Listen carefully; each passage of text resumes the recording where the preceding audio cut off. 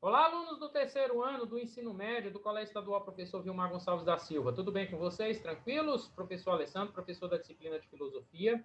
Pessoal, vamos fazer a correção da atividade de bloco 3, ou atividade número 3, onde a gente tratou a respeito principalmente das teorias liberais, né, voltada aí para o liberalismo político, né, do grande filósofo John Locke, tá ok? Eu dei o texto aí em formato a aula em formato de texto para vocês, tá ok? E logo abaixo nós temos algumas questões para resolver relacionadas justamente com esse conteúdo, tá ok? Então, olha só, número 1, ele pergunta o seguinte: o que era um pensador justnaturalista, tão pregado aí nessa ideia de liberalismo político, né?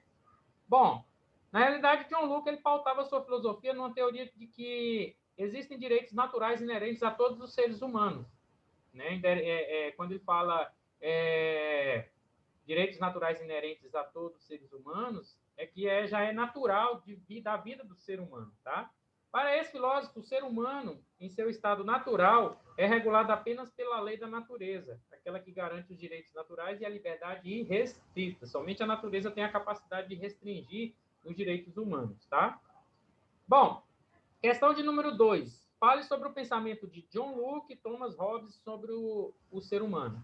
Bom, pessoal, para Hobbes, o ser humano, em seu estado de natureza, ele era violento, pois ele não tinha qualquer regulação moral e precisava cuidar da sua sobrevivência. E tinha o direito natural de prover isso sem qualquer regulação que o impedisse de ser violento. John Locke, mesmo sendo justnaturalista, foi na contramão das teorias de Hobbes, foi contrário a ele, tá? Então, Locke era oposto à monarquia absolutista e reconhecia como direitos naturais a liberdade, a propriedade e a vida. Tá? Para este teórico, a lei da natureza estabelece os direitos naturais e entende a liberdade como algo irrestrito. Então, para Hobbes, né, Thomas Hobbes, tinha que haver o Estado centralizador de poder para controlar a sociedade.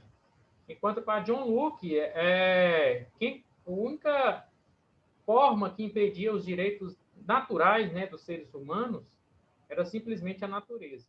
Não, ele era totalmente contrário a esse Estado absolutista, centralizador de poder e, ao mesmo tempo, controlador da sociedade. Tá? A questão do Enem aí, tá? O texto abaixo, a questão número 3 do Enem, o texto abaixo de John Locke revela algumas características de uma determinada corrente de pensamento. Vamos analisar ele aqui.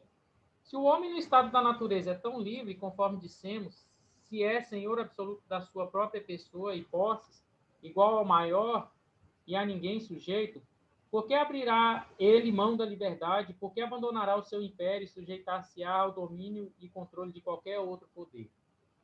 A qual é óbvio responder que, embora no estado da natureza tenha tal direito, a utilização do mesmo é muito incerta e está constantemente exposto à invasão de terceiros, porque, sendo todos senhores, tanto quanto ele, todo homem igual a ele e, na maior parte, pouco observadores da equidade e da justiça, o proveito da propriedade que possui nesse estado é muito inseguro e muito arriscado. Estas circunstâncias obrigam-no a abandonar uma condição que, embora livre, está cheia de temores e perigos constantes.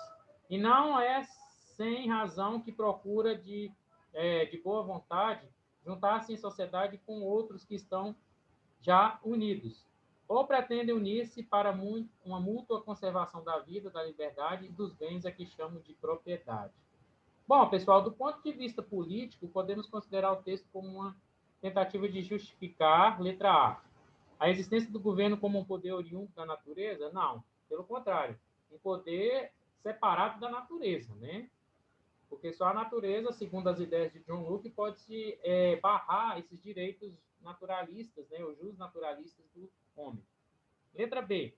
A origem do governo como uma propriedade do rei na realidade, essa seria a ideia, né? Mas não para as ideias de John Locke, tá? John Locke seria o homem dono de si mesmo, dono dos seus direitos, né? Letra C. O absolutismo monárquico como uma imposição da natureza humana, na realidade não seria uma imposição, e sim uma posição contra a natureza humana, tá? Contra os direitos naturais do ser humano. Letra D. A origem do governo como uma proteção à vida, aos bens e aos direitos, isso que ele defende, né? O governo teria que não ser contrário a esses direitos, mas garantir esses direitos, tá? Letra E, o poder dos governantes colocando a liberdade individual acima da propriedade? Não seria justificado pelo poder dos governantes sobre vamos dizer assim, o poder de liberdade, o poder de propriedade, o poder da vida dos cidadãos ou mesmo dos homens, né? Número 4. Em que consistia a teoria da tripartição do Estado de Montesquieu? Bom, pessoal, Montesquieu também foi um grande filósofo aí da Idade Moderna, né? E ele criou a teoria da tripartição do Estado. O que é essa teoria da tripartição do Estado? Ele propõe uma repartição do poder estatal em três partes: poder executivo, legislativo e judiciário. Mas qual a intenção dele de partir os poderes, né? Então, o objetivo dele era apresentar uma forma de evitar abusos de poder e garantir a manutenção das liberdades individuais.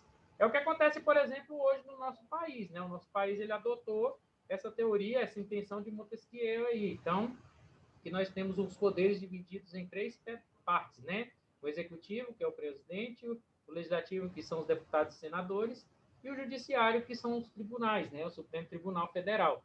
Então, aí tem essa mesma ideia de apresentar e evitar abusos, né? Por um poder ou outro, né? Um com poder interligado ao outro, um poder controlando o outro para não que cometa abusos, né? Contra a sociedade, ou contra as leis, ou contra a Constituição, de um modo geral. Tá ok? Bom, pessoal, esse era o contexto geral, né, sobre liberalismo político que foi passado para vocês em formato de aula pelo Google Meet, pelo WhatsApp. Espero que vocês tenham gostado aí da aula, tá? Estou aqui à disposição de vocês para atendê-los de forma online via WhatsApp nesse exato momento, tanto em relação ao conteúdo da aula, quanto em relação à atividade, ou mesmo em relação à correção dessa atividade, tá bom? Até a próxima, um forte abraço a todos.